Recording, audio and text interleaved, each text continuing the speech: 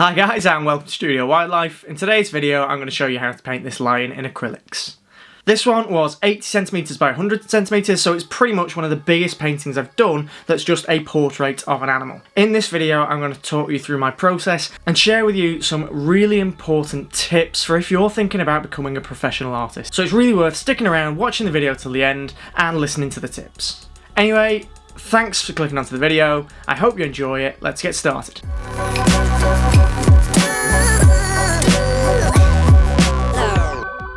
I like to start my paintings with a drawing. Sometimes I'll freehand my initial sketch, but in this case, because the drawing was so big, I projected the image onto the canvas and traced it with a pencil.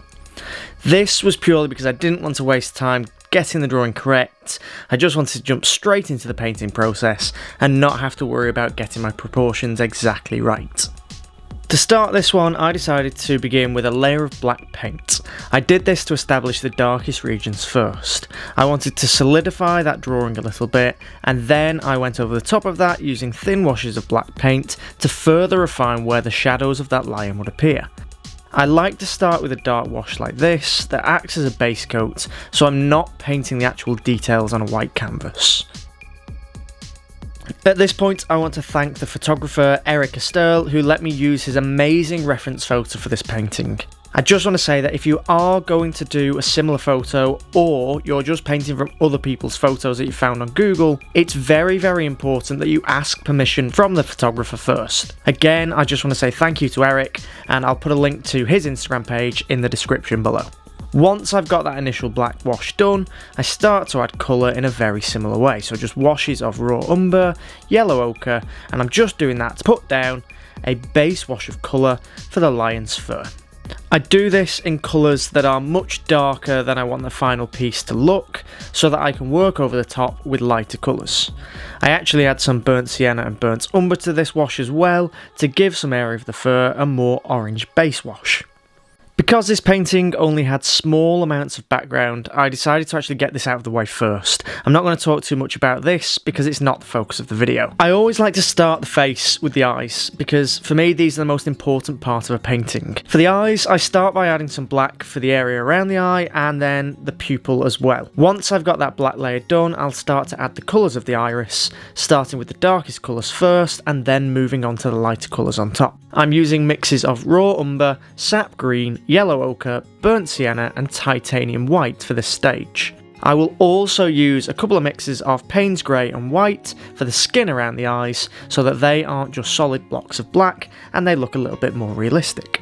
Once the eyes are done at this stage, I like to move on to the rest of the face, and I usually start with the areas around the eyes first and work outwards. For this, I'm using a number 8 round brush and a small filbert brush, starting with the darkest colours first, using mixes of burnt umber, yellow ochre, raw umber and black. At this stage, I'm looking more at the shapes and the areas of colour rather than focusing on the details. I'm still keeping the paint much darker than I want the finished piece to be because I'm just trying to create a more established and more solid blocking at this stage that I can work over the top of later when I'm adding more detailed fur. I just repeat this process for the rest of the face, starting with the darker colours and adding the lighter colours on top. As I get to the areas of the lion's face that are a little bit lighter, I wanted to add some new colours to my mix to reflect that, and the colours that I use for the lighter areas are raw sienna and burnt sienna, both mixed with very small amounts of white. The areas of the face that will be covered in water later on,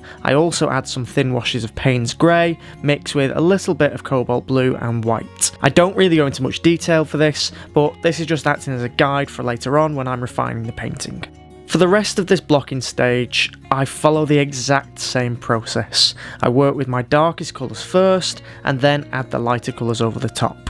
For the mane, I'm using a 1-inch flat brush and the number 8 round brush just to refine the blocking that little bit more.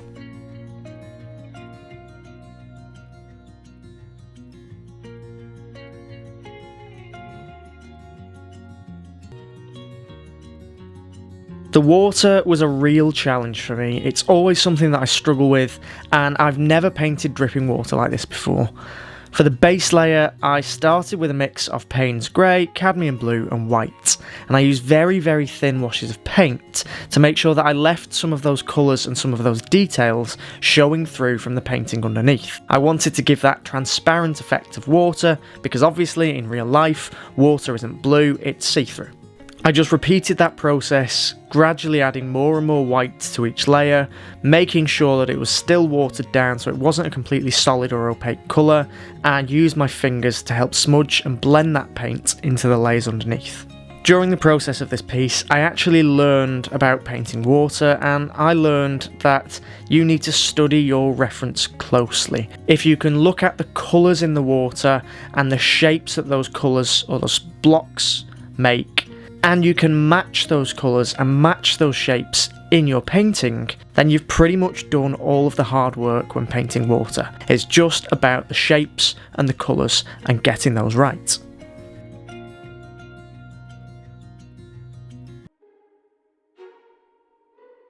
Moving on to the details, I went back and started to refine the nose, and for this I used the small number 4 angled brush. I used burnt umber mixed with black first, and then added lighter layers over the top, and those lighter layers involve mixes of burnt sienna, yellow ochre, raw sienna, raw umber and titanium white. And the mixes that I use depend on the colours that I can see in my reference photo. So I am looking at my reference photo closely at this stage to make sure I'm picking out the correct colours. To refine the details even more, I use the small size 0 detail brush at this stage too. As I build up those colours, I'm thinking about two things.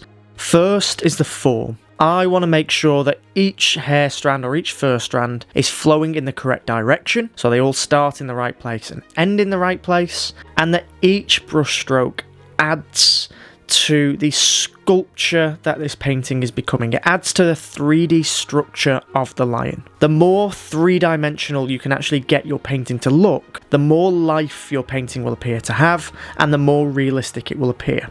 The second thing I think about are the details, and I want the fur to look as realistic as possible. To do that, I make sure that I study my colours closely, matching the reference as best I can.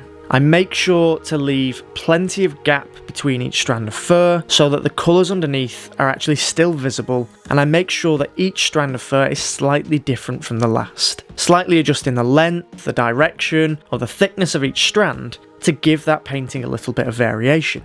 Variation and differences are what we see in real life, so you should make sure to add that variation to your paintings as well, by mixing things up a little bit, not making your fur too uniform, and by doing that, by adding that variation, you're actually adding realism and an even greater sense of life to your paintings. Once I've got my lightest details in place, I will actually go over the top of them with a glaze of colour. I do actually have a full tutorial on how I use this glazing technique when painting realistic fur, so if you haven't watched it yet, make sure to check that out after this video. Once I've done that glazing, I'll work back over the top of it with some darker paint, which helps me bring back those dark strands of fur that were lost when I did the glazing, and also add my final brightest and most saturated colours using that number 0 round brush just to add those final bits of detail for that section. The colours that I used for this step were yellow ochre, burnt sienna, raw umber and white. I repeated this process for the rest of the face. I started by adding the lighter colour of detailed fur using that small detailed brush with mixes of yellow and white paint. Then, once that was dry, I just glazed more accurate colours over the top. Through this painting, I do find that this combination of working the details first with that solid lighter colour, then glazing over the top, and then refining those details and those colours really works for me. And it's something that I'm going to be carrying on with my future paintings. So if you haven't ever tried a technique like that, I really do encourage you to give it a try. If you are enjoying the video so far, please don't forget to give it a like. It really does help me out, and your support does mean so much to me. I would also love to see some of the art that you make after watching these videos. So if you're on Instagram, please make sure to use the hashtag Studio Wildlife so that I can actually see and check out what you guys are creating.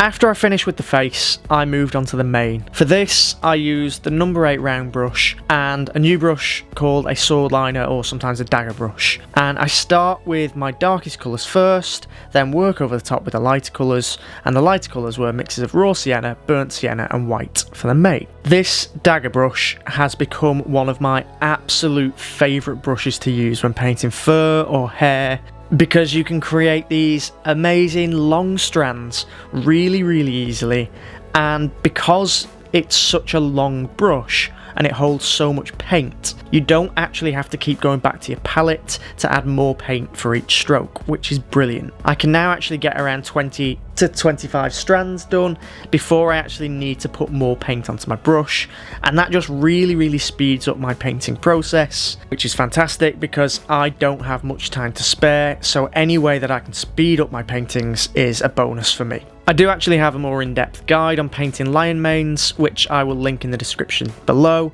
so again, after this video, make sure to go and check that out. The mane on the top of the head in the reference was a blue-black colour, and I started out by actually copying that reference exactly. As you probably saw right at the start of the video when I put the full picture up, I actually ended up changing that dark blue colour fur to a browner colour that more closely matched the rest of the mane. This is where that big professional artist tip comes in.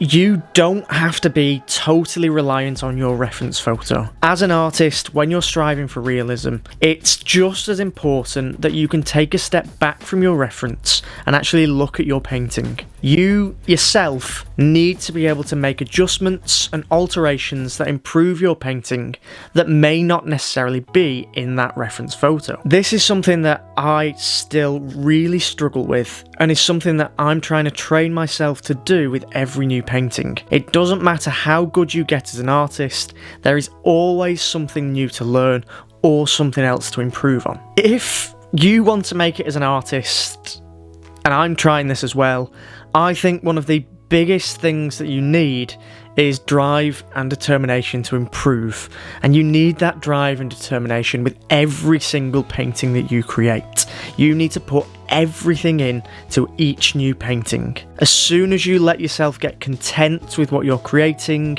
you're no longer going to be developing as an artist. It's also really important to mix things up a bit and try new mediums and techniques that you wouldn't otherwise do. This helps you learn things that will help you improve your normal artistic method. I actually tried this out myself and recently painted a snow leopard using a toothbrush, so I'll put a link to that video in the description as well. But the splatter technique that I learned while doing that painting, I actually used a little bit in this painting too, and I will continue to use in my future work because I found it really interesting and I thought it added a lot of variation and interest to the paintings.